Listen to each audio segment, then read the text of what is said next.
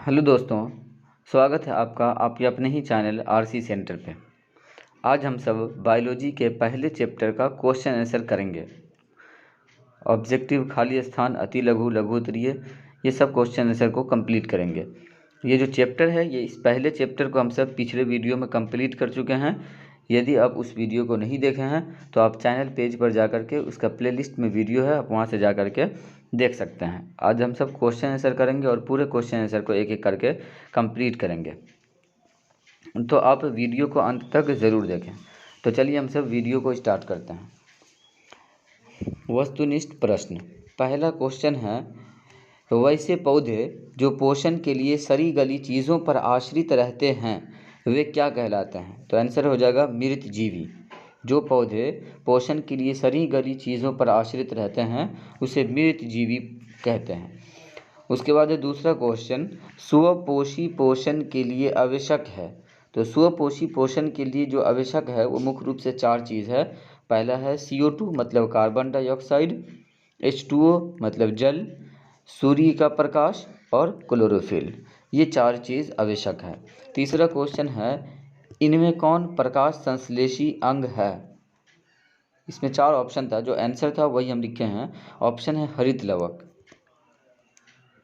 जो आंसर होगा इसका वो हो जाएगा हरित लवक। 4 नंबर क्वेश्चन है, वायुमंडल में CO2 का कितना प्रतिशत है? आंसर हो जाएगा 0.03%। 5 नंबर क्वेश्चन है, प्रकाश संश्लेषण प्रक्रम में निम्नांकित में क्या नहीं होता है? मतलब प्रकाश संश्लेषण की जो क्रिया होती है उसमें क्या नहीं होता है? तो जो ऑप्शन था 4 ऑप्शन, उनमें से जो सही आंसर होगा वो है CO2 का मुक्त होना। ऑप्शन दिया था CO2 का मुक्त होना। तो जब प्रकाश संश्लेषण की क्रिया होती है तो CO2 मुक्त नहीं होता है, बल्कि CO2 का इसमें प्रयोग होता है। तो इसका आंसर हो जाएगा CO2 का मुक्त होना। 6 नंबर क्वेश्चन है, इनमें किसके द्वारा अमीबा भोजन का अंतर्ग्रहण करता है? तो आंसर होगा कूटपाद। उसके बाद 7 नंबर क्वेश्चन है, इनमें से किस छिद्र के द्वारा ग्रास नली ग्रसनी से जुड़ा होता है? आंसर हो जाएगा निगल द्वार। 8 नंबर क्वेश्चन है, ग्रहणी भाग है, आंसर होगा छोटी आंत का। अब है रिक्त स्थान की पूर्ति करें, मतलब खाली स्थान। पहला है क्वेश्चन, स्वपोषी पौधे में डॉट डॉट डॉट करने की क्षमता होती है। आंसर हो जाएगा प्रकाश संश्लेषण। जो स्वपोषी पौधे होते हैं उसमें प्रकाश संश्लेषण करने की क्षमता होती है। दूसरा है, सौर ऊर्जा का परिवर्तन प्रकाश संश्लेषण में डॉट डॉट डॉट ऊर्जा में होता है। आंसर हो जाएगा रासायनिक। सौर ऊर्जा का जो परिवर्तन होता है वो प्रकाश संश्लेषण में रासायनिक ऊर्जा में होता है। 3 नंबर क्वेश्चन है, वायुमंडल में पत्तियां CO2 डॉट डॉट डॉट द्वारा ग्रहण करती है। इसका आंसर हो जाएगा रंध्र। जो वायुमंडल से जो पत्तियां होती है वो CO2 को रंध्र के द्वारा ग्रहण करती है। पत्तियों में रंध्र पाया जाता है, उसके द्वारा। फिर है चौथा क्वेश्चन, वे सारी क्रियाएं जिसके द्वारा जीवों का अनुरक्षण होता है वो कहलाता है? तो हो जाएगा जैव प्रक्रम। जिसके द्वारा अनुरक्षण का कार्य होता है वो जैव प्रक्रम कहलाता है। फिर है 5वां क्वेश्चन, सूर्य के प्रकाश को डॉट डॉट डॉट अवशोषित करता है। तो इसका आंसर हो जाएगा क्लोरोफिल। सूर्य के प्रकाश को क्लोरोफिल अवशोषित करता है। 6 नंबर क्वेश्चन है, मनुष्य के आहार नाल की लंबाई करीब डॉट डॉट डॉट मीटर होती है। आंसर हो जाएगा 8 से 10 मीटर। मनुष्य के आहार नाल की जो लंबाई होती है वो करीब 8 से 10 मीटर होती है।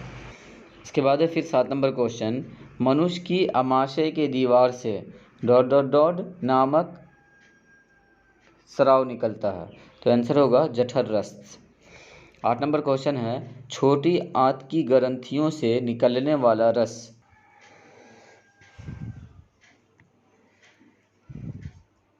अब यहाँ से शुरू होता है अति लघु उत्तरीय प्रश्न।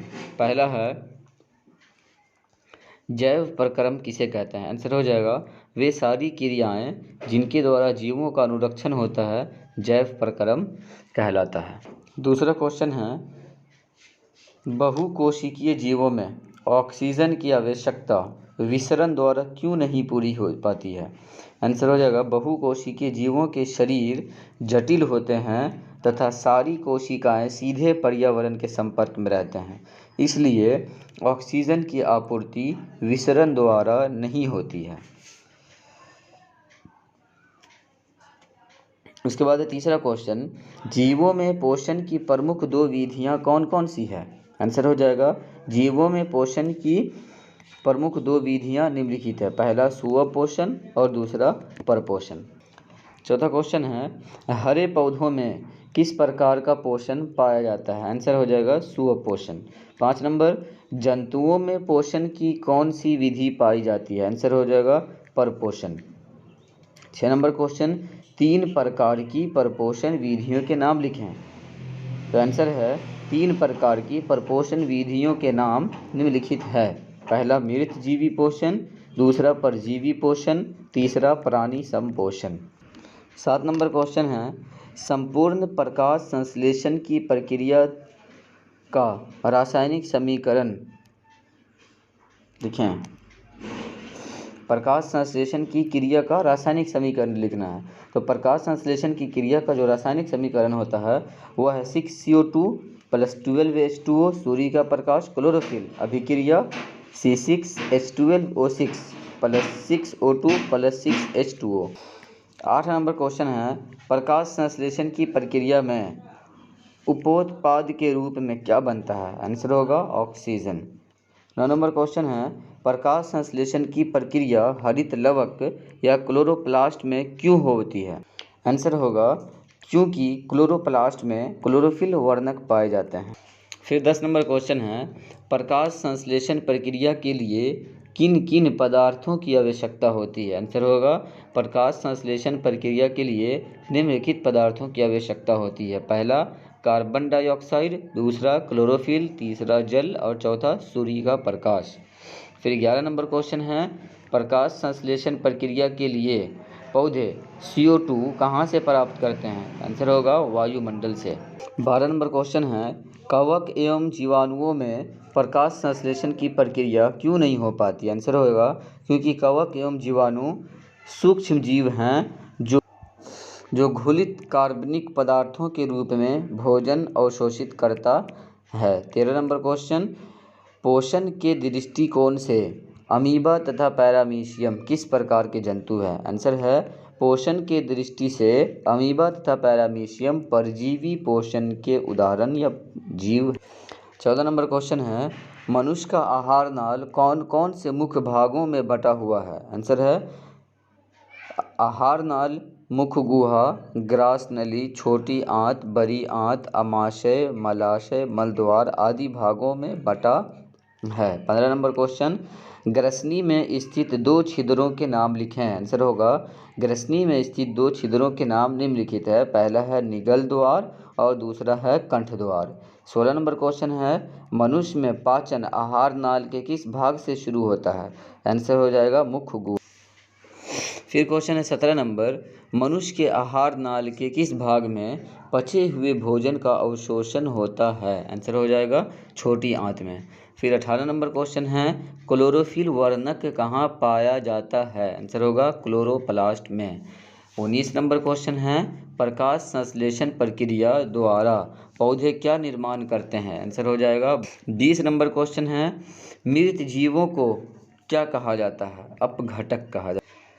क्वेश्चन है फिर 21 नंबर, जिस जीव के शरीर से परजीवी अपना भोजन प्राप्त करते हैं वो क्या कहलाते हैं? आंसर हो जाएगा पोषण।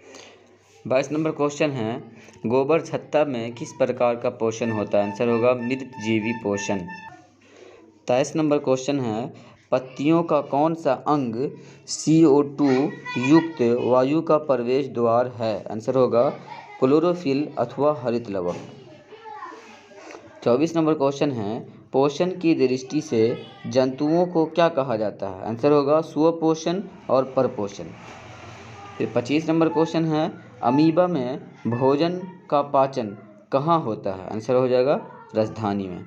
26 नंबर क्वेश्चन है, मनुष्य में पाचन के लिए विशेष अंग को क्या कहते हैं? आंसर होगा आहार नाल।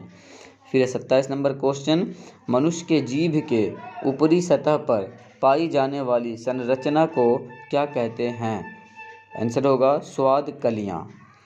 फिर है क्वेश्चन 28 नंबर, मुख गुहा से भोजन कहाँ पहुँचता है? आंसर हो जाएगा ग्रास नली। फिर क्वेश्चन है 29 नंबर, ग्रास नली के दीवार में तरंग की तरह होने वाली सिकुड़न एवं फैलाव को क्या कहते हैं? कर्मा कुंचन। कर्मा कुंचन। 30 नंबर क्वेश्चन, भोजन में मौजूद प्रोटीन को पेप्टोन में कौन सा एंजाइम परिवर्तित करता है? आंसर हो जाएगा पेप्सिन। 31 नंबर क्वेश्चन है, आहार नाल के सबसे लंबे भाग को क्या कहते हैं? छोटी आंत। शरीर की सबसे बड़ी ग्रंथि क्या है?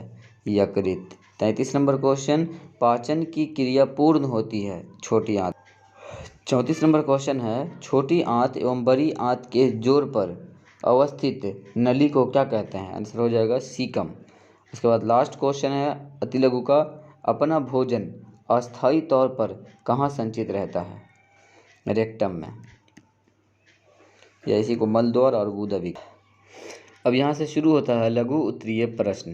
पहला क्वेश्चन है, जीवों के लिए पोषण क्यों अनिवार्य है? आंसर हो जाएगा जीवों के संचालन, वृद्धि, टूट फूट को रोकने आदि कार्यों के लिए जीवों को ऊर्जा की आवश्यकता होती है। ऊर्जा प्राप्त करने के लिए खाद्य पदार्थों की आवश्यकता होती है जो पोषण की क्रिया से प्राप्त होती है, इसीलिए जीवों के लिए पोषण अनिवार्य। दूसरा क्वेश्चन है, पोषण की परिभाषा लिखें। आंसर हो जाएगा वह विधि जिससे जीव पोषक तत्वों को ग्रहण करके उनका उपयोग करता है, पोषण कहलाता है।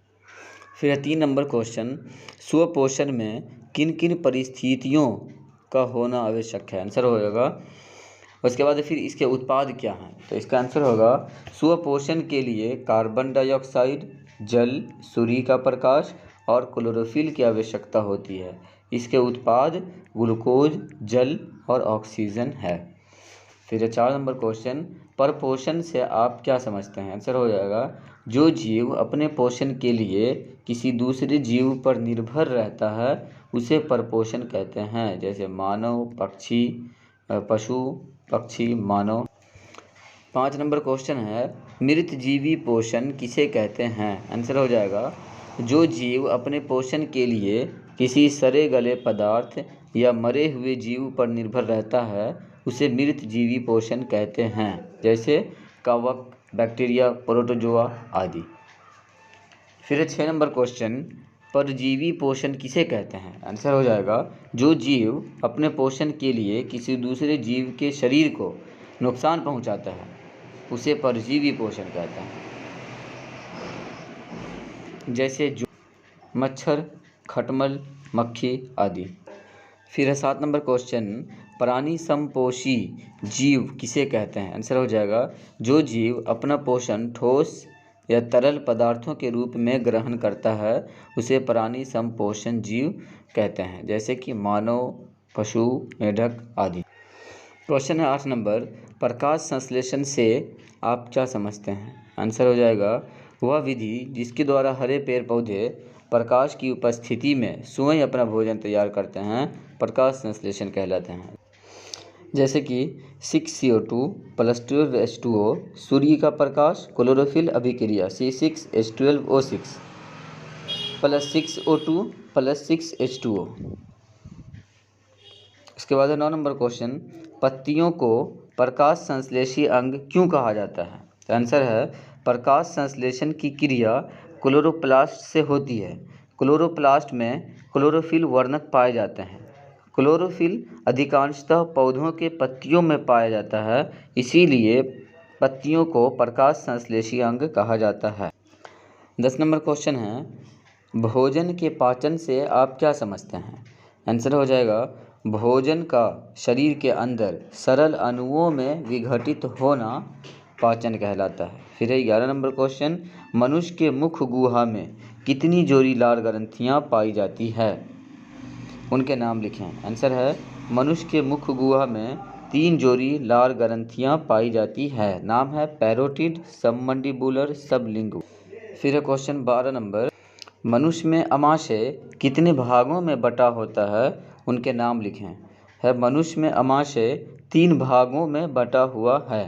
पहला कार्डियक, दूसरा फुंडिक और तीसरा पाइलोरिक। ये जो है ये अग्र भाग में आगे होता है, ये मध्य भाग में होता है और ये पश्च भाग में होता है। 13 नंबर क्वेश्चन है, मनुष्य के छोटी आंत की लंबाई कितनी होती है? छोटी आंत के 3 भागों के नाम लिखें। आंसर है, मनुष्य के छोटी आंत की लंबाई लगभग 6 मीटर होती है, लगभग 6 मीटर। इसके 3 भाग इस प्रकार हैं, पहला ग्रसनी, दूसरा जेजुनम और तीसरा इलियम। दोस्तों, इस चैप्टर का जो हम सब क्वेश्चन से कर रहे थे वो यहाँ तक लघु उत्तरीय प्रश्न पूरा कंप्लीट हो चुका है। अब बच गया है इसका दीर्घ उत्तरीय प्रश्न। तो दीर्घ उत्तरीय को हम सब अलग से वीडियो बना करके अपलोड कर देंगे नेक्स्ट वीडियो में, तो आपका वहाँ से दीर्घ उत्तरीय प्रश्न भी कंप्लीट हो जाएगा। आपको यदि यह वीडियो अच्छा लगा हो तो वीडियो को लाइक, शेयर और अपने दोस्तों के साथ भी शेयर कर दें। यदि आपका कोई डाउट हो, किसी प्रकार का कोई क्वेश्चन हो, तो वो कमेंट में आप हमसे पूछ सकते हैं। मिलते हैं नेक्स्ट वीडियो में। वीडियो को पूरा देखने के लिए बहुत बहुत शुक्रिया।